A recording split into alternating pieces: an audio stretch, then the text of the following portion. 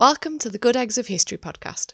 Here we explore the more unknown historical rule breakers, the rebels, the brave, and the bonkers. I'm Hannah Shekel, and I'll take you on a journey to discover these absolute badasses.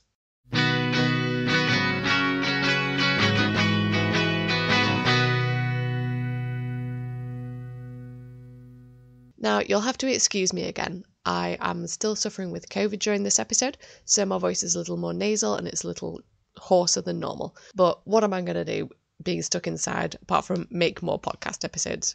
Bear with me. Today we're talking about a different type of good egg. Animals. It isn't just humans that can be good eggs after all. Those of you who believe that animals are better than humans anyway, this episode is definitely for you. Stay tuned to find a surprising story that actually redeems geese. Who knew? The first good egg is actually a good boy, Sergeant Stubby.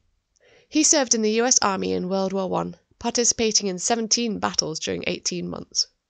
He remains the only dog promoted to sergeant through combat. Stubby was a dog of uncertain breed, some kind of terrier, and wandered around Yale University while the 102nd Infantry were training. Corporal James Robert Conroy took a shine to him and managed to smuggle him on board the troop ship. However, on discovery, Stubby saluted the commanding officer, who relented and allowed him to stay with the troops. Which, to be honest, if a dog saluted me, I probably would do the same. He boosted morale up and down the line, occasionally waking sleeping sentries to alert them of attacks. He learned to warn his unit of gas attacks, to locate wounded soldiers, and to warn the men of incoming artillery fire. He also managed to capture a German spy on his own by holding onto the seat of his trousers until other soldiers arrived. After Chateau Thierry was retaken by the US Army, the women of the town made a special coat for him out of chamois leather, onto which his already numerous medals were pinned. He suffered many injuries, such as 4 leg wounds, enduring a mustard gas attack, and was blasted again by a grenade to his chest and leg. Dogs were still common on battlefields in World War I, being used as ratters in the trenches, as messengers, and as Red Cross dogs with medicine and water bottles strapped to their backs. But the US Army was the only one of the major powers who didn't actually have dedicated dog forces, so Stubby was more unusual and remarked upon than he might have been in other armies. After the war, he met 3 different presidents, took part in many victory parades, became a sports mascot, and even employed as an agent at the Bureau of Investigation, which was the forerunner of the FBI. He became a lifetime member of the Red Cross and the YMCA, who offered him a pension of 3 bones per day, plus a place to sleep for the rest of his life. He's been the subject of many books, of comic strips, and even an animated film starring Gérard Depardieu and Helena Bonham Carter. Next, we have the Atlantic Horseshoe Crab. This is a very prehistoric-looking beast. It has a spiked, plated shell, insect-like legs, and they've been around for 450 million years, before the dinosaurs. They've also helped keep most of us alive, not that it's common knowledge. Scientists extracted the blue blood of the crab, which contains immune cells that are incredibly sensitive to toxic bacteria. When these immune cells detect bacteria, they clot around it. So these cells were then used to develop a test called Limulus amoebocyte lysate, which checks new vaccines for any signs of contamination, as well as testing medical equipment for the same. This test has been used worldwide since the 1970s to stop medical professionals distributing vaccines that have been contaminated. It was used during the development of various COVID-19 vaccines as well, helping to save many more countless lives in the process. Back to the US Army now to talk about Sergeant Reckless. Fantastic name. She was bought by the US Marine Corps and trained to be a pack horse for the recoilless rifle platoon during the Korean War. As she was found to have a very sweet disposition, she was allowed to go anywhere she wanted, and hoovered up any food she could find along the way, from scrambled eggs and beer to less edible stuff such as poker chips and even her own horse blanket. She was a chestnut-coloured horse with a white blaze and 3 socks, and she was quite small, more the size of a pony, and thought to be Mongolian in heritage. Her name was a retraction of recoilless. Troops taught her battlefield survival skills such as how not to become trapped in barbed wire, to lie down when they were under fire, and how to run for a bunker when someone shouted incoming.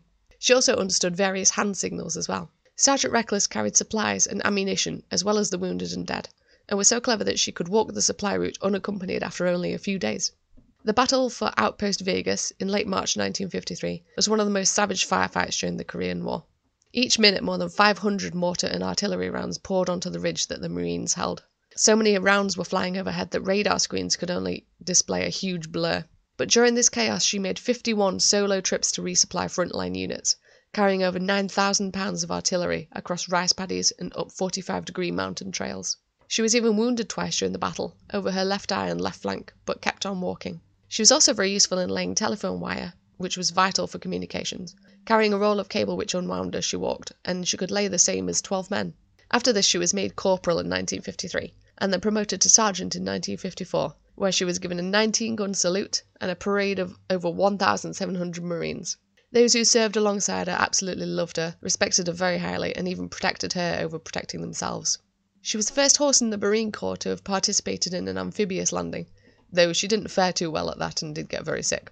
And following the war, she was given many military honours, such as 2 Purple Hearts, a Marine Corps Good Conduct Medal, and Life magazine even named her one of 100 all-time American heroes.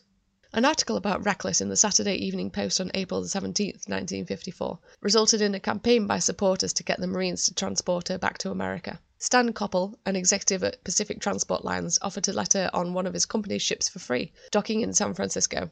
The Department of Agriculture didn't want to let her off the ship until they tested her for diseases, including dorine, a sexually transmitted disease, which the soldiers considered an affront to her honour. She also ate her own blanket during this, though it wasn't recorded whether that was in protest at the accusation.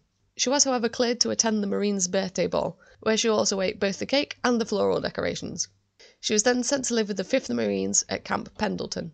Reckless retired from active service with full military honours on November 10, 1960. She also has had many books written about her, and a song dedicated to her. A monument of Reckless by Jocelyn Russell, the sculptor, was unveiled on the 26th of July 2013 in Semper Fidelis Memorial Park, one day before the 60th anniversary of the Korean War. The statue has a plaque on which there is a quote from Sergeant Harold Wadley, who served alongside her. The spirit of her loneliness and her loyalty, in spite of danger, was something to behold. Hurting, determined, and alone. That's the image I have imprinted in my head and forever. There's not much I can add to that wonderful description. Now, I've saved this story for last because it flips the script on geese. They have a rep for being aggressive, loud, and very territorial. They're capable of knocking humans down, scratching you, and even breaking bones. They were used as guards for Ballantyne's distillery in Dumbarton, Scotland, called the Scotch Watch, and were only retired in 2012. In 390 BCE, the Roman Republic was at war with the Senones, a Gallic tribe. They had marched on Rome, destroyed the city, and were now besieging the remaining survivors on Capitoline Hill. During the night, the commander, Brennus, sent his warriors to scale the cliffs of the hill. The mastiffs and the guards that the Romans had left on duty failed to raise the alarm.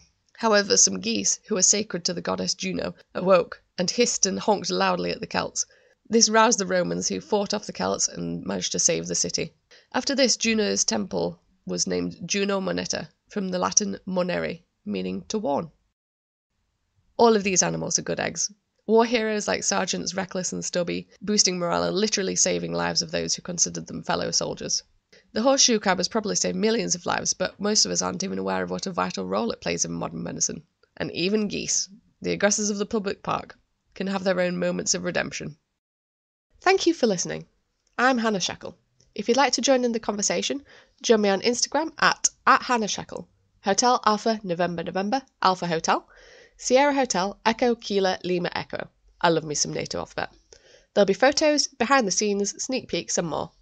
Please join me next time to enjoy the next Good Egg.